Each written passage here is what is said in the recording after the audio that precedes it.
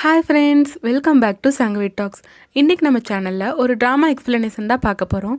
இந்த ட்ராமாவோட பிளாட் பற்றி சொல்லணுன்னா, செம கெத்தான ஆட்டிடியூட் காட்டுற நம்ம ஐடல் ஹீரோக்கும் ஒரு பெரிய மாடலாக ஆசைப்படுற இன்னசென்ட்டான ஹீரோயினுக்கும் ஆத்மா எக்ஸ்சேஞ்ச் ஆயிடுது, அதாவது பாடி ஸ்விட்சிங். ஸோ அதுக்கப்புறம் என்ன நடக்குதுங்கிறத செம ஃபன்ஃபில்டாக சூப்பராக இந்த ட்ராமாவில் சொல்லியிருப்பாங்க. இப்போ இந்த ட்ராமாவோட பார்ட் 1 எக்ஸ்ப்ளனேஷன் பார்த்துடலாம். வீடியோக்குள்ளே போகிறதுக்கு முன்னாடி நீங்கள் இனி சங்கவி டாக்ஸை சப்ஸ்கிரைப் பண்ணலன்னா சப்ஸ்கிரைப் பண்ணி பெல் ஐக்கானை கிளிக் பண்ணிடுங்க.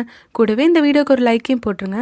அப்போ தான் இந்த வீடியோ நிறைய பேருக்கு ரீச் ஆகும். ட்ராமாவோட ஸ்டார்டிங்கில் மாடல்ஸ்லாம் ஃபேஷன் ஷோவில் கேட்வாக் நடப்பாங்கல்ல, அந்த மாதிரி ஒரு ரன்வேல நம்ம ஹீரோயின் சோயானை காட்டுறாங்க.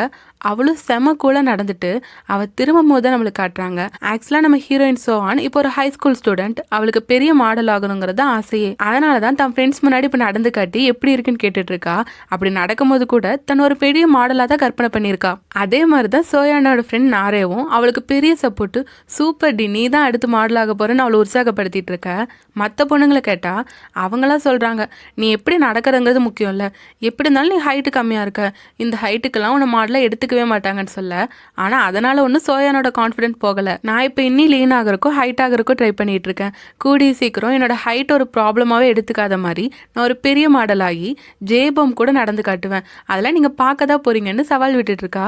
இப்போ சொன்னால ஜேபோம்னு, அந்த மாடலை தான் சோயானுக்கு ரொம்பவே பிடிக்கும். அப்படியே இன்னொரு செட் காட்டினாங்கன்னா மாடல்ஸ்லாம் போட்டோ ஷூட் எடுப்பாங்கல்ல, அந்த மாதிரி ஒரு ஷூட்ல தான் நம்ம சோவோட ஃபேவரட் ஜேபோம் இருக்கான். அவன் கூட இன்னி 2 மாடல்ஸும் இருக்காங்க. இப்போ இந்த போட்டோ ஷூட்ல பார்த்தீங்கன்னா அந்த கேமராமேன் நிறைய போட்டோஸ் எடுத்துட்டு இருக்கான். இவங்களுக்குலாம் சலிச்சே போச்சு எவ்வளோ போட்டோஸ் தான் எடுக்கிறதுன்ட்டு. இவங்க 3 பேர்ல ஒரு மாடல் தான் ஜின்வுக். அந்த ஜின் வந்து ஸ்ட்ரைட்டாகவே சொல்லிட்டான், நீ எவ்வளோ ஃபோட்டோஸ் தான் எடுத்துட்டு இருப்ப, எங்களுக்கு இப்போ ஒரு இன்டர்வியூ இருக்கு, நாங்கள் அதுக்கு கண்டிப்பாக போய் ஆகணும், இதோட இந்த போட்டோ ஷூட் நிறுத்திக்கலான்ட்டு. ஆனால் அந்த கேமராமேன் சொல்றான், இங்கே நான் எடுக்கிற வரைக்கும் நீங்கள் போஸ்ட் கொடுத்து ஆகணும்ட்டு. அதுக்கு ஜின் அவனை கூட்டிட்டு வந்து அந்த மானிட்டரை காட்டுறான், இங்கே இவ்வளோ நல்ல ஃபோட்டோஸ் இருக்கு, ஸோ இதோட நிறுத்திக்கோ, நீ வேற எதுக்கும் ட்ரை பண்ணாத, நீ ஃபோட்டோஸ் எடுத்தாலும் ஃபோட்டோக்கு போஸ்ட் கொடுக்கறது எங்களோட விருப்பம்னு சொல்லிட்டு அவங்க எத்தா சொல்லிட்டு கிளம்புறான். ஆனால் அவனை பார்த்தாலே ரொம்ப ஆட்டிடியூட் காட்டுற மாதிரி தான் இருக்கு. ஆக்சுவலாக இப்போ இவங்களுக்கு ஒரு இன்டர்வியூ இருக்குன்னு தானே ஃபோட்டோ ஷூட் போதுன்னு சொல்லிட்டு வந்தாங்க. அந்த இன்டர்வியூவில் காட்டினாங்கன்னா ஜேபோமையும் ஜின்னையும் தான் இன்டர்வியூ எடுக்கிறாங்க. ஆக்சுவலாக ஜேபோமும் ஜின்னும் ரொம்ப க்ளோஸ் ஃப்ரெண்ட்ஸ். அவங்க இப்போ மாடலிங்கும் ஒன்றா தான் பண்ணிட்டு இருக்காங்க, ஒன்றா தான் தங்கியும் இருக்காங்க. பட் ஜேபோமுக்கும் ஜின்னுக்கும் அவங்க கேரக்டரும் ரொம்ப டிஃப்ரெண்ட்டாக இருக்கும். ஜேபோம் வந்து எல்லாருக்கூடயும் ஜாலியாக பேசுகிற மாதிரி ஒரு ஆள்.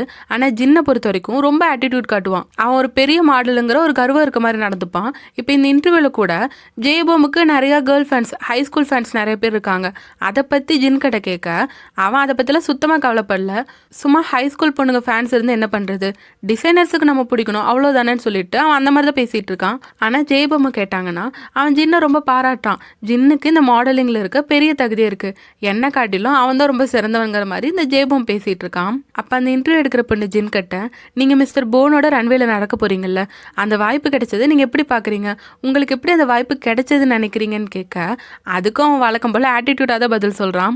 ஆக்சுவலாக இதுக்கு நான் பதில் சொல்ல விரும்பலை, உங்களுக்கு வேணும்னா சொல்கிறேன், ஏன்னா நான் ஒரு பெரிய மாடல் அதுதாங்கிறான். அந்த பொண்ணுங்களுக்கே இவன் இன்டர்வியூ எடுக்க திணறுது.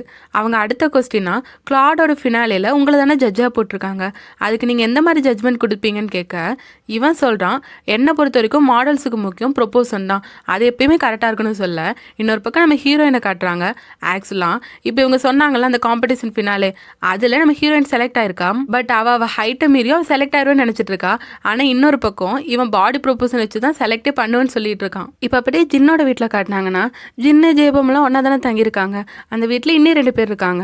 அதில் ஒரு மாடல் வந்து பாடி பில்டராக இருப்பான். இதுக்கு முன்னாடி கூட போட்டோ ஷூட்டில் அவன் இருந்திருப்பான். அவன் பேர் லிம்வாங், அவன் ஹாஃப் சைனீஸ். அப்புறம் இன்னொரு பையன் சுன்சிக்னு இருப்பான்.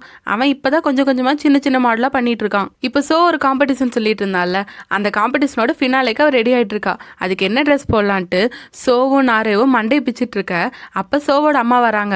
யூனிவர்சிட்டி என்ட்ரன்ஸ் எக்ஸாமுக்கு நீ எந்த இன்ஸ்டியூஷன் போய் சேர்றேன்ட்டு அவங்க அம்மா கேட்டுட்டு இருக்க. இவ சொல்றா, நான் உங்ககிட்ட எத்தனை டைம் சொல்லிட்டேன், நான் கண்டிப்பாக மாடலாக தான் ஆக போறேன்ட்டு. ஆனால் அதுக்கு அவங்க அம்மா திட்ட இவ்வளோ நாரேவோ அவங்க அம்மா கிட்ட இருந்து எஸ்கேப் ஆகி வந்துடுறாங்க. அதுவும் போகும்போது கூட ஜேபோம் ஃபோட்டோக்கு அவள் கிஸ் பண்ணிட்டு தான் போறான். இப்போ சோவோட ஃபினாலேக்கு ட்ரெஸ் செலக்ட் பண்ணதான் அவ்வளோ நாரேவோ கடைக்கடையாக ஏறி இறங்கிட்டு இருக்காங்க. எப்படியோ ஒரு சூப்பரான ட்ரெஸ்ஸை கண்டுபிடிச்சிட்டு ஆடிஷன் போனா அங்கே இவளோட கான்ஃபிடன்ஸ் உரைக்கிற மாதிரி எல்லாரும் ஹைட்டாக இருக்காங்க. அப்போ நாரே சந்தோஷமா ஓடி வந்து சோக்கிட்ட சொல்றா, என்னன்னா இந்த ஃபினாலேக்கு ஜின் தானே ஜட்ஜு, நான் நாரேக்கு ஜின்னை ரொம்பவே பிடிக்கும். ஸோ அவள் ரொம்ப ஹாப்பியாக அதை சொல்ல சோக்கெல்லாம் பெரிய எக்ஸைட்மெண்ட் இல்லை. ஆனால் நாரே தான் எப்படியாச்சும் முடிஞ்ச ஆட்டோகிராஃப்லாம் வாங்கிட்டு வான்னு சொல்லிட்டு இப்போ அவளோட டைமிங் வர சோவை அனுப்பி வைக்கிறான். ஸோ இப்போ சோவோட பெர்ஃபார்மன்ஸ் டைம் அவள் அங்கே சூப்பராக நடந்து காட்டுறா. அந்த ஜட்ஜில் இருக்க மற்ற எல்லாருக்குமே பிடிச்சிருக்கு. பட் எல்லாரும் அவளோட ஹைட்டுக்காக தான் யோசிச்சுட்டு இருக்காங்க. ஸோ கிட்ட சொல்கிறாங்க, நீ நல்லா நடக்கிற அந்த மாதிரி பேசிகிட்டு இருக்க. ஜின் கேட்குறான், உங்களுக்கு மாடலிங் தவிர வேறு என்ன நல்லா வரும்ன்ட்டு. அதுக்கு சோவும் நான் நல்லா வாய்ஸ் இம்ப்ரெஷன் பண்ணுவேன்னு சொல்ல அதுக்கு ஜின் சொல்கிறான், அப்படி நீ வாய்ஸ் இம்ப்ரெஷன் நல்லா பண்ணுவீங்கன்னா நீங்கள் எதாவது காமெடி ஷோக்கு ட்ரை பண்ண வேண்டியதானே, உங்களால் மாடல் ஆக முடியாது, நீங்கள் ரிஜெக்ட் ஆகிட்டீங்கன்னு சொல்ல ஸோ கேட்குறா, இல்லை நான் மாடல் ஆக தான் விருப்பப்படுறேன்ட்டு. ஆனால் ஜின் செலக்ட் பண்ண முடியாதுன்னு சொல்ல சோவோட முகமே வாடி போச்சு. ஏன் அப்படி சொல்கிறீங்கன்னு கேட்க அதுக்கு ஜின் சொல்கிறான், இந்நேரம் உனக்கே காரணம் தெரிஞ்சிருக்கும். ஏன்னா நீ 165 சென்டிமீட்டர் கூட இருக்க மாட்டேன், ஆனால் உன்னோட ஹைட்டை 168 சென்டிமீட்டர்னு போட்டிருக்க.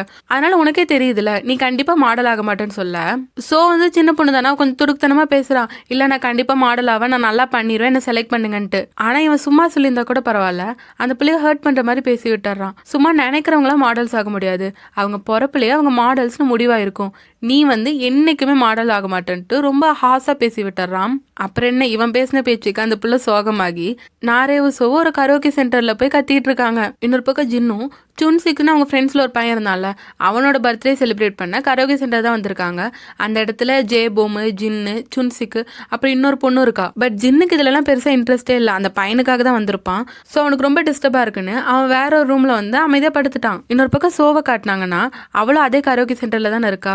அப்போ நாரே ரெஸ்ட் ரூம் போகன்னு வெளியே வர இங்கே தான் சோ ரொம்ப கோவத்தில் இருக்கால, இதில் ட்ரிங்க் பண்ணி வேற இருக்கா போல. அப்போ அந்த டிவி ஸ்க்ரீனில் ஜெய்போமோட ஒரு மாடல் வீடியோவோட இவளுக்கு அதை பார்த்தோன்னா ஒரு மாதிரி திருப்தியாக இருக்குது. சோகமாக இருந்தவளுக்கு ஒரு ஆறுதலாம் வர மாதிரி. அதனால ஜெய்போம் கிட்ட போய் அந்த டிவி ஸ்க்ரீனில் இருக்க ஜெய்போம் அவள் கிஸ் பண்ணுறா. அப்போ கரெக்டாக வெளியெல்லாம் நல்லா இடி இடிக்குது. அப்போ இந்த டிவியில் கனெக்ட் பண்ணியிருக்க ஒயர்லலாம் கூட ஏதோ எலக்ட்ரிக்யூட் ஆகிற மாதிரி காட்டுறாங்க. ஸோ அந்த எலக்ட்ரிக்யூட்டில் வந்த வேவ் அந்த ஒயர் வழியாக ட்ராவல் ஆகி போய் பக்கத்து ரூமில் தானே ஜின் படுத்திருக்கான், அவங்ககிட்ட ஒரு ஒயர் இருக்குது, அது வழியாக போகிற மாதிரி காட்டுறாங்க. ஸோ ஜின்னோட கை அங்கே டச் ஆயிருக்கு. இந்த இடத்துல பலமாக இடி இடிச்சு கரண்ட் போக ஏதோ நடந்த மாதிரி காட்டுறாங்க. ஸோ இப்போ கரண்ட் போயிடுச்சுல, அதனால ஜின்னும் சோவும் என்னன்னு யோசிச்சுட்டு அவங்க வெளியே என்னடா தலைவலிக்குதுன்னு பார்த்துட்டு இருக்க. ரெண்டு பேருக்கும் ஒரு சாக்கு, ஆப்போசிட்டில் தன்னோட உடம்பு நிற்கிற மாதிரி. அதாவது ஜின்னுக்கும் ஆப்போசிட்ல என்ன நம்ம நின்றுட்டு இருக்கோம்னு தோணுது, சோக்கும் என்ன நம்ம நின்றுட்டு இருக்கோம் ஆப்போசிட்லன்னு தோணுது. அப்போதான் இவங்களுக்கு கொஞ்சம் கொஞ்சமாக ரியலைஸ் ஆகுது, ஆக்சுவலாக இவங்க ரெண்டு பேரோட ஆத்மாவும் எக்ஸ்சேஞ்ச் ஆயிருக்கு. அதாவது இவங்க ரெண்டு பேரோட சோலும் பாடி ஸ்விட்ச் ஆயிடுச்சு. ஸோ இது லைட்டாக புரிய வர ஜின்னோட உடம்புக்கு சோ பயங்கரமாக கத்துறா. இந்த இடத்துல நான் கன்ஃபியூஸ் ஆகாமல் இருக்க அவங்க சோல் நேமே யூஸ் பண்ணிக்கிறேன். அதாவது ஜின்னோட உடம்புக்குள்ள சோ இருக்கனால நான் அவங்கள சோனே கூப்பிட்டுக்கிறேன். அதே மாதிரி சோவோட உடம்புக்குள்ள ஜின்னு இருக்கனால நான் அந்த பொண்ணை ஜின்னனே கூப்பிட்டுக்கிறேன். அப்போதான் அவங்க ஆட்டிடியூட் கூட மேட்ச் ஆகிறதுக்கு நல்லாயிருக்கும். இப்போ சோ கத்திட்டால, அதனால மற்றவங்க என்ன ஜின் வாய்ஸ் கேட்குதுன்னு ஓடி வர அதுக்குள்ளே ஜின் சோவை கூட்டிகிட்டு வெளியே வந்துட்டான். அவன் கூட்டிகிட்டு வந்தோடனே ஏமா என்னாச்சுன்னு பொறுமையாக கேட்பான். அவன் சும்மாவே ஆட்டிடியூட் காட்டுவான். அதனால இந்த பிள்ளைய பிடிச்சி கேட்டுட்டு இருக்கான், நீ ஏதாவது மந்திரம் போட்டியா என்ன, ஒருவேளை இன்னைக்கு நடந்ததுக்கு என்ன ரிவெஞ்ச் எடுக்கணும்னு இந்த மாதிரி பண்ணிட்டு இருக்கான்ட்டு அவன் அந்த பிள்ளைய பேச விடாமல் திட்டிட்டு இருக்கா. அவ கேட்குறா, இங்கே எனக்கும் தான் ஸ்விட்ச் ஆயிருக்கு, எனக்கு உண்மையாலே என்ன நடந்துச்சுன்னு தெரியாதுன்ட்டு. அப்போ சோவோட மொபைலுக்கு நாரே கால் பண்ண அதை சோ வாங்கி பேசுகிறான். நாரேன்ட்டு உட்காந்து அழுதுட்டு ஜின்னுன்னு சொல்ல வரக்குள்ள ஜின் பிடுங்கி ஃபோனை கட் பண்ணிடுறான். இவளுக்கு என்ன ஜின்னுன்னு சொல்கிறான், ஒருவேளை அவங்க ரெண்டு பேரும் ஒன்றா இருக்காங்களான்ட்டு இவ சோ எங்கே போனான்னு தெரியாமல் சோவை தேடிட்டு இருக்கா. இன்னொரு பக்கம் சோவை ஜின்னை காட்டினாங்கன்னா ஜின்னோட மொபைலுக்கு ஜேபம் கூப்பிடுறான். ஏன்னா அங்கே ஜின் எங்கே இருக்கான்னு தெரியல இல்லை. ஆனால் ஜின் ஜேபமோட காலையை அட்டன் பண்ணல. ஸோ இவங்களும் ஜின் கிளம்பியிருப்பான் போலன்ட்டு அவங்க வீட்டுக்கு கிளம்புறாங்க. ஆனால் ஜின் நீ ஏதோ பண்ணிட்டேன்னு சொல்லிட்டு கோவத்தில் சோவை அடிக்க போக அப்போ கரெக்டாக நாரே வந்துடுறா. அவளுக்கு பார்க்கும்போது சோ ஜின் அடிக்கிற மாதிரி தானே தோணும். ஸோ ஜின்னை பிடிச்சிட்டு நீ என்ன பண்ணுற, நீ அவர் மேலே கோவமாக இருந்தாலும் இப்பெல்லாம் அடிக்கக்கூடாதுன்னு சொல்லிட்டு ஜின்னை பிடிச்சி அவள் இழுத்துட்டு போறா. ஜின்னும் நீ கண்டிப்பாக எனக்கு கால் பண்ணுன்னு சொல்லிட்டு அவன் நாரே கூட போயிட்டான். ஏன்னா அவனுக்கு சுச்சுவேஷன் புரிஞ்சிச்சு, இப்போ அவ தான் போயாக்கணும்ட்டு. இன்னொரு பக்கம் சோ இப்போ என்ன பண்ணுறதுன்னு தெரியாமல் முழிச்சிட்டு இருக்க. அப்போ பின்னாடி ஜேபம் வரான். உன்னை எங்கெல்லாம் தேடணும், இங்கே நின்றுட்டு இருக்க, சரிவா நம்ம வீட்டுக்கு போகலான்னு கேட்க இங்கே சோவோட நிலைமை யோசிச்சு பாருங்க. அவளுக்கு ரொம்ப பிடிச்ச ஐடல் ஜேபோம் இப்போ அவள் பக்கத்தில் இருக்கான். அதுவும் வீட்டுக்கு போகலான்னு கூப்பிட அவளுக்கு ஃப்ரெண்டாக ஞாபகம் வரும். எப்படியாச்சும் ஜேபம் கூட போகலான்னு தான் நினைப்பா. ஆனால் இப்போ எந்த வீட்டுக்கு போகிறோன்னு கேட்க ஜேபம் சொல்கிறான், எந்த வீட்டுக்கா, நம்ம வீட்டுக்கு தான் போகிறோன்னு சொல்லிட்டு கூட்டிகிட்டு போயிடுறான். அங்கே வீட்டுக்குள்ளே போனால் சுற்றி ஐடல்ஸு. இவளுக்கு அப்படியே சொர்க்கத்தில் இருக்க மாதிரி தான் ஃபீலிங்கு. ஆனால் அங்கே யார் என்னன்னு தெரியாதுல்ல, ஒரு மாதிரி திருந்தா முழிச்சிட்டு இருக்கா. இன்னொரு பக்கம் ஜின்னும் சோவோட வீட்டுக்கு போயிட்டான்ல.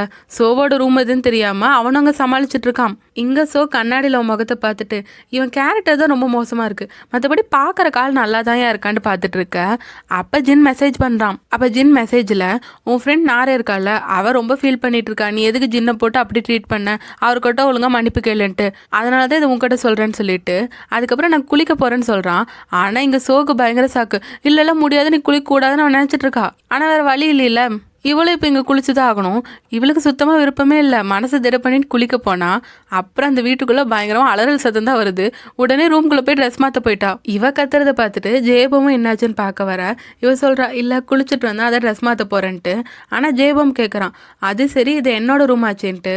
இவளும் அதுக்கு திருத்துருன்னு முழிக்க, சரி சீக்கிரம் ட்ரெஸ் மாற்றிட்டு வந்துருன்னு சொல்லிட்டு அவன் அதை பெருசாக எடுத்துக்கல, அவன் கிளம்பிட்டான். ஆனால் சோவை பார்த்தோன்னா இது ஜெயபமோட ரூமா, ஓ சூப்பர்னு சொல்லிட்டு அவனோட பெட்லலாம் உருண்டுட்டு இருக்கா. ஸோ அதுக்கப்புறம் உடனே ஜின்னு கால் பண்ணி இதெல்லாம் சொல்லிடுறா. அதுவும் இல்லாம இதான் சமயம்ட்டு ஜின்னை பிடிச்சி நல்லா திட்டவும் செஞ்சிடறான். இப்ப ஜின்னை பார்த்தோம்னா அவன் இந்த சூழ்நிலைக்கு எப்படி நடந்துக்கணுமோ அதுக்கேற்ற மாதிரி சமாளிச்சுட்டு இருக்கான்.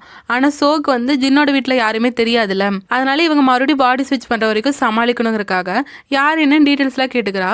ஸோ அதனால ஜின்னும் சொல்றான், அந்த வீட்டுல ஜேபம் பத்தி எல்லாருக்கும் தெரியும், மற்றபடி இன்னொரு பாடி பில்டர் லிம்பாங்க இருப்பான், இன்னொருத்தர் சுன்சிக்னு ஒரு பையன் இருப்பான், அவன் நிறைய பார்ட் டைம் ஜாப் போயிட்டு இருப்பான், இப்போ அவன் மாடலாக ட்ரை பண்ணிட்டு இருக்கான்னு ஜின் சொல்றான். அப்போ இவ கேட்குற, அவன் ஏன் நிறைய பார்ட் டைம் ஜாப் போகிறான்ட்டு. ஆக்சுவலாக மாடல்ஸுங்களோட வாழ்க்கை அவ்வளோ ஈஸி இல்லை. ஜின் மாதிரி ஒரு பெரிய மாடல் ஆனால் தான் நல்ல லக்ஸுரிஸான லைஃப் வாழ முடியும். மற்றபடி சின்ன சின்ன மாடல்ஸ்லாம் இந்த மாதிரி நிறைய ஜாப் போய் கஷ்டப்பட்டு தான் மாடல் ஆக முடியும். இப்போ அவங்க வீட்டில் இன்னொரு மாடல் பொண்ணு இருக்கா, அவ யாருன்னு கேட்க அந்த பொண்ணு பேர் ஹேரா. அவ ஆக்சுவலாக ஜேபமோட ஃப்ரெண்டு. இதை கேட்டேன்னு ஸோ அவங்க டேட் பண்ணுறாங்களான்னு பதற. அதுக்கு ஜின் சொல்கிறான், நீ எதுக்கு இப்படி பதற, எப்படி இருந்தாலும் அவளை டேட் பண்ணலனாலும் ஜேபம் ஒன்றும் உன்னை டேட் பண்ண போகிறதில்ல, நீ அதுக்கெல்லாம் கவலைப்படாதுன்னு சொல்லிட்டு இருக்கான். இப்போ ஜேபமோட வீட்டில் அங்கே மாடல்ஸ்லாம் ட்ரிங்க் பண்ணிகிட்டே சாப்பிட்டுட்டு இருக்க. ஜின் அங்கே இருக்க ஒரு சீஸ் எடுத்து வாயில போட போயிட்டான். அதுக்குள்ளே எல்லாரும் கத்துறாங்க. என்னன்னு பார்த்தா ஜின்னுக்கு பால் பொருட்களே ஆகாது, அவனுக்கு மில்க் ப்ராடக்ட்ஸ்னால டயரியா ப்ராப்ளம் இருக்கு.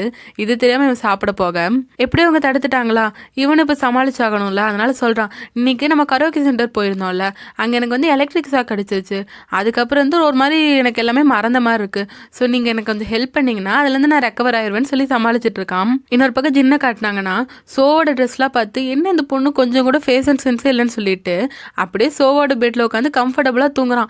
இத்தனை நாள் நிறைய ஒர்க் பிளஸ் இருந்திருக்கும்ல, பட் இப்ப செம கம்ஃபர்டபுளா ஒரு நல்ல தூக்கம் போட அடுத்த நாள் நாரே வந்தா எழுப்புறா. என்னடி இவ்வளவு நேரம் தூங்கிட்டு இருக்க, ஸ்கூலுக்கு டைம் ஆச்சுன்ட்டு. இந்த பொண்ணு வேற டார்ச்சர் பண்ணுதுன்ட்டு அவன் ஸ்கூலுக்கு கிளம்பி போனா அந்த யூனிஃபார்ம்ல வேற இவனுக்கு நடக்கிறது கம்ஃபர்ட்டா கூட இல்ல. அப்படியே கிளாஸுக்கு போனா கிளாஸ் வேற செம போரா போயிட்டு இருக்கு.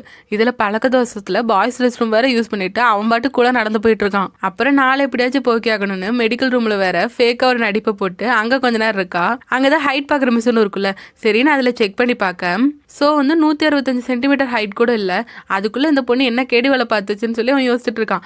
அப்புறம் என்ன, இத்தனை நாள் அவன் மாடலாக இருக்கனால நல்லா சாப்பிட்ருக்க முடியாது, பட் இப்போ இருக்கிறது சோவோட உடம்பு தானே, எவ்வளோ வேணா சாப்பிட்டுக்கலாம், அவளுக்கு தானே பிரச்சனைன்னு சொல்லிட்டு நல்லா வெளுத்து கட்டிட்டு இருக்கான். இன்னொரு பக்கம் சோங்கிற ஜீவன் காட்டினா அவளுக்கு எந்த கவலையும் இல்லாம ஹாயா ஜேபமோட மடியில படுத்து தூங்கிட்டு இருக்கா. இப்போ பாடி ஸ்விட்ச் ஆயிட்டோங்கிற கவலை கூட அவளுக்கு இல்லை. ஜேபமும் அவளுக்கு ரொம்பவே பிடிக்கும். அதுவும் ஜேபம் பக்கத்துல அவன் மடியில வர படுத்துட்டு இருக்கானா அவளுக்கு எப்படி இருக்கும். இப்போ மற்ற ஃப்ரெண்ட்ஸ்லாம் இன்னைக்கு நம்ம சாணாக்கு போகலாம், அதாவது அந்த குளிக்கிற இடம் இருக்குல்ல அங்க போலான்னு சொல்ல இவ கற்பனை கோட்டா கட்ட ஆரம்பிச்சுட்டா. ஓ அங்க போனா சூப்பரா இருக்கும்ட்டு. அதனால இவ்வளவு வரேன்னு சொல்ல மத்தவங்களாம் ஆச்சரியமா பாக்குறாங்க, என்ன ஜின் எப்பயும் வரமாட்டானேன்ட்டு. இவ்வளோ எவ்வளவோ சொல்லி பாக்குறா. இல்ல நான் சின்ன வயசுல எங்க அம்மா கூட எல்லாம் போயிருக்கேன், ஸோ எனக்கு இப்ப வரணும்னு ஆசையா இருக்கு, நானும் வரேன்னு சொல்ல. ஆனா இவங்கெல்லாம் வேண்டாம், நீ வர வேண்டாம், நம்ம மிஸ்டர் போனை மீட் பண்ண போகணும்ல, நீ அதுக்கு ரெடியாக, நாங்க மட்டும் போயிட்டு வந்துடுறோம்னு சொல்லிட்டாங்க.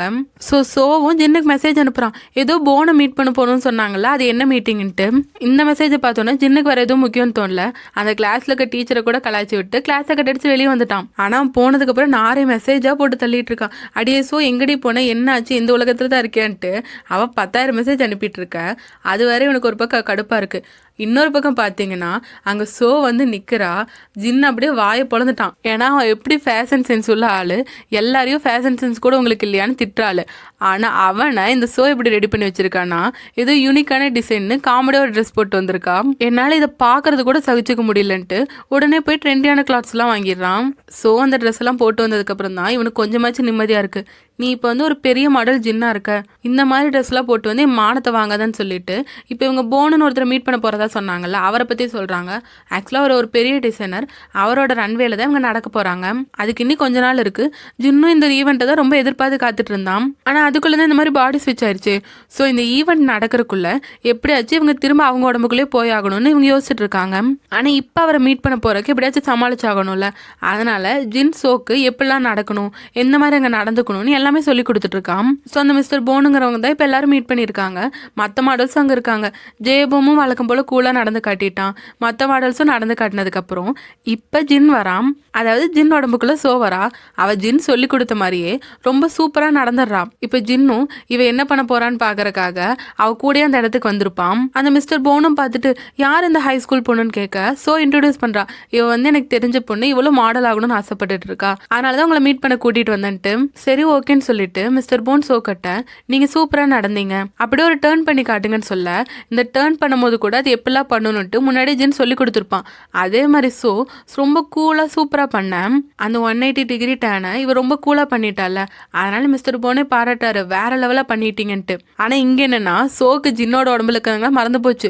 என்னமோ இவளையே ஒரு பெரிய மாடல்னு பாராட்டின மாதிரி நினைச்சிட்டு அவ எப்பயுமே ஒரு கேர்லியா ஒரு போஸ் கொடுப்பா. அந்த மாதிரி வளைஞ்சு நெளிஞ்சு ஒரு போஸ் கொடுக்க ஜின் பாக்குறான், அடியே என்ன தாண்டி பண்ணிட்டு இருக்கன்ட்டு. மத்த எல்லாருமே ஜின்னுக்கு என்ன ஆச்சுன்னு சாக்காய் பார்த்துட்டு இருக்க. இவ என்னெல்லாம் கோமாளித்தனை பண்ண போறாளோங்கிற கேள்வியோட இந்த பார்ட் முடியுது. இந்த டிராமால வர அடுத்தடுத்த பார்ட்ஸும் ரொம்ப ஃபன்னா சூப்பரா இருக்கும். ஸோ இனி வர இன்ட்ரெஸ்டிங்கான சூப்பரான எபிசோட்ஸை மிஸ் பண்ணாம பார்க்க சங்கவி டாக்ஸை சப்ஸ்கிரைப் பண்ணி பெல் ஐக்கானை கிளிக் பண்ணிருங்க. இந்த வீடியோ உங்களுக்கு பிடிச்சிருந்தா லைக் ஷேர் பண்ணி சப்போர்ட் பண்ணுங்க. மீண்டும் அடுத்த வீடியோவில் சந்திப்போம். பை.